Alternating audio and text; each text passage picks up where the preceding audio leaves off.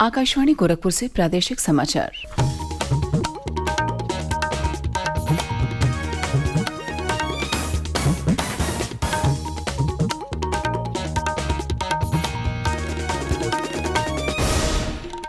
नमस्कार, समाचार बुलेटिन के साथ में शिवानी अरोरा। पहले मुख्य समाचार।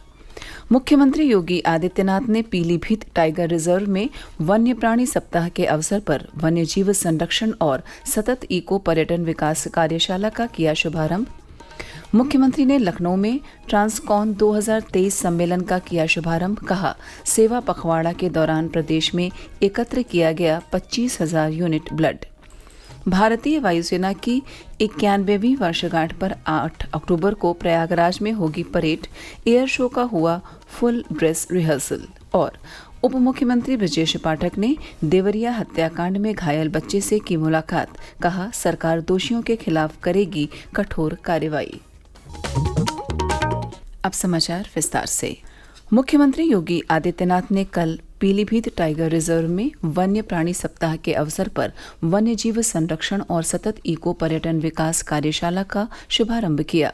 इस दौरान मुख्यमंत्री ने पीलीभीत और पूरनपुर के विकास के लिए 250 करोड़ रुपए की परियोजनाओं का शिलान्यास और लोकार्पण किया। मुख्यमंत्री ने कार्यक्रम के दौरान कहा कि पीलीभीत टाइगर रिजर्व सहित उत्तर प्रदेश के लगभग सभी जंगलों में बाघों की संख्या में बढ़ोतरी हुई है और इको पर्यटन के क्षेत्र में भी प्रदेश की देश में अलग पहचान बनी है। उन्होंने कहा कि हम सबको मिलकर वन्य जीवों के संरक्षण व संवर्धन के लिए कार्य करना चाहिए और पर्यटन विकास के भी भरपूर प्रयास करने चाहिए। मुख्यमंत्री योगी आदित्यनाथ ने पीलीभीत के मुस्तफाबाद में वन्य प्राणी सप्ताह 2023 के समापन अवसर पर वन्य जीवों की सुरक्षा को ध्यान में रखकर पर्यटन सुविधाएं बढ़ाने के निर्देश दिए। उन्होंने इस बात पर प्रसन्नता जताई कि पीलीभीत टाइगर रिजर्व में बाघों की संख्या 2 गुने से भी अधिक हो गई है और विश्व स्तर के कई अवार्ड पीलीभीत टाइगर रिजर्व ने बाघों की वंशवृद्धि व बेहतर प्रबंधन में जीते हैं। 2014 में पीलीभीत टाइगर रिजर्व में 25 बाघों की संख्या थी। 18 में बढ़कर के 65 होने पर यह पुरस्कार उत्तर प्रदेश को मिला है। इसी प्रकार से अगर उत्तर प्रदेश की बात मैं करूं, 2018 में बाघ गणना में राज्य में बाघों की संख्या 173 थी। प्रदेश सरकार के जो प्रयास हुए हैं, आज इनकी संख्या बढ़कर के 205 से अधिक हो गई है। और जो पर्यटन को बड़े पैमाने पर पर्यावरण प्रेमियों को, पर्यटकों को अपनी ओर आकर्षित करके लोकल स्तर पर तमाम नौजवानों के लिए रोजगार के ढेर सारे अवसर उपलब्ध करा सकता है। मुख्यमंत्री योगी आदित्यनाथ ने कल लखनऊ में Indian Society of Blood Transfusion and Immunohaematology के 48वें वार्षिक राष्ट्रीय सम्मेलन ट्रांसकॉन 2023 का शुभारंभ किया।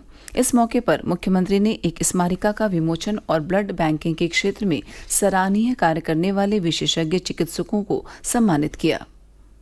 अपने संबोधन में मुख्यमंत्री ने कहा कि केंद्र और राज्य सरकारें प्रदेश के लोगों के लिए बेहतर स्वास्थ्य सुविधाएं प्रदान करने की दिशा में निरंतर काम कर रही हैं। इस प्रकार की कॉन्फ्रेंस तकनीकी ज्ञान के साथ ही टेक्नोलॉजी का आदान प्रदान करने में बड़ी भूमिका निभाती है। आज से दशकों पूर्व 1 यूनिट ब्लड केवल एक व्यक्ति के लिए उपयोगी हो पाता था, लेकिन आज 1 यूनिट ब्लड कई लोगों की जान बचाता है। उन्होंने कहा कि सेवा पखवाड़ा के दौरान ही उत्तर प्रदेश में 25,000 यूनिट ब्लड कलेक्शन हुआ है। सेवा पखवाड़ा के दौरान ही उत्तर प्रदेश में 25,000 यूनिट ब्लड कलेक्शन हुआ और इससे कई गुना लोगों ने अपने ब्लड ग्रुप की जांच करवा करके वहां सुरक्षित रख पाया। अगर वॉलंटरी डोनेशन के लिए हम लोगों को तैयार करें, इसमें स्कूल कॉलेजेस को लेने के साथ ही विभिन्न स्वयंसेवी संगठनों का योगदान, सामाजिक संगठनों को जोड़ना, धार्मिक संगठनों को जोड़ना, समय समय पर उनके बीच में सेमिनार आयोजित करना, ये शुरुआत अगर यहां से होती है तो मेरा मानना है कि जो कमी है अभी भी, इस कमी को तो हम दूर कर ही पाएंगे, लेकिन यह एक नई शुरुआत होगी। केंद्रीय खाद्य प्रसंस्करण उद्योग राज्य मंत्री साध्वी निरंजन ज्योति ने कल इटावा के प्रधान डाकघर में पासपोर्ट कार्यालय का शुभारंभ किया। इस मौके पर केंद्रीय राज्य मंत्री ने कहा कि प्रधानमंत्री नरेंद्र मोदी के नेतृत्व में बिना भेदभाव सभी को सरकारी योजनाओं का लाभ दिया जा रहा है।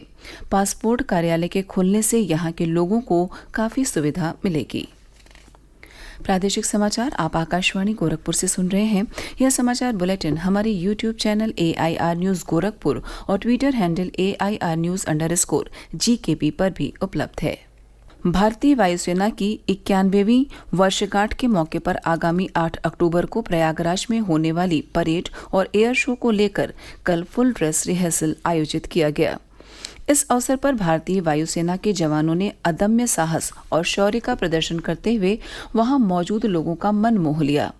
फुल ड्रेस रिहर्सल परेड की सलामी मध्य वायु कमान मुख्यालय के commanding in chief air marshal RGK Kapoor ने ली।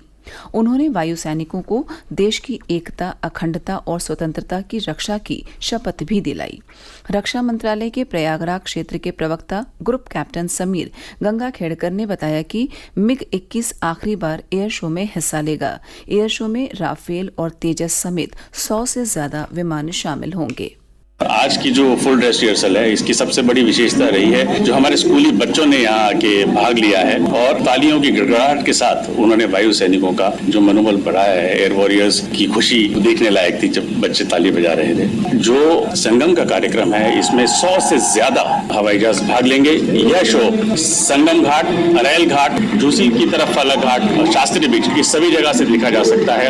इसमें विंटेज हवाई जहाज जैसे कि हमारा टाइगर मॉथ है, हमारा हार्वर्ड ट्रेनर है, उसके अलावा हमारे पास जो डकोटा हवाई जहाज है, ये भी वहाँ पे प्रदर्शन में भाग लेंगे। इसके अलावा हमारी आकाशगंगा टीम वहाँ पे अवतरित होगी। जो आधुनिक जहाज है जैसे Su-30, रफाल और अपने ही देश में बना तेजस हवाई जहाज, ये सब वहाँ देखने मिलेंगे। उप मुख्यमंत्री ब्रजेश पाठक ने कल गोरखपुर पहुंचकर BRD मेडिकल कॉलेज में देवरिया प्रकरण में घायल बच्चे और उसके परिजनों से मुलाकात की। उप मुख्यमंत्री ने उन्हें आश्वस्त किया कि सरकार दोषियों के खिलाफ कठोर कार्रवाई करेगी। उन्होंने कहा कि इस मामले में उच्च स्तरीय जांच जारी है और वे खुद इसकी निगरानी कर रहे हैं। इसमें किसी प्रकार की लापरवाही बर्दाश्त नहीं की जाएगी। देवरिया जिले में रुद्रपुर कोतवाली क्षेत्र के फतेहपुर गांव में बीते सोमवार को जमीनी विवाद में एक ही परिवार के 5 लोगों की हत्या कर दी गई थी। मुख्यमंत्री योगी आदित्यनाथ ने इस प्रकरण में सख्त कार्यवाही करते हुए SDM और डिप्टी SP सहित 15 अधिकारियों और कर्मचारियों को निलंबित किया है। प्रदेश सरकार वाराणसी में मंदिर के स्वरूप में एक और भवन का निर्माण कराने जा रही है। इस बिल्डिंग में एकीकृत मंडलीय कार्यालय होगा। कारपोरेट कार्यालय की तर्ज पर यह अत्याधुनिक बिल्डिंग कमिश्नरी परिसर में प्रस्तावित है। सरकारी कार्यालयों के साथ ही भवन में कुछ आवश्यक व्यावसायिक गतिविधियों के लिए भी जगह होगी। वाराणसी विकास प्राधिकरण के उपाध्यक्ष अभिषेक गोयल ने बताया कि करीब 6.5 एकड़ में 10-10 मंजिल का टावर प्रस्तावित है। भवन में मंडलीय स्तर के लगभग 59 कार्यालय होंगे। वाराणसी में भारतीय प्रौद्योगिकी संस्थान IIT BHU ने कल अपना 12वां दीक्षांत समारोह मनाया। इसमें संस्थान के विभिन्न पाठ्यक्रमों के 1660 मेधावी विद्यार्थियों को उपाधि प्रदान की गई।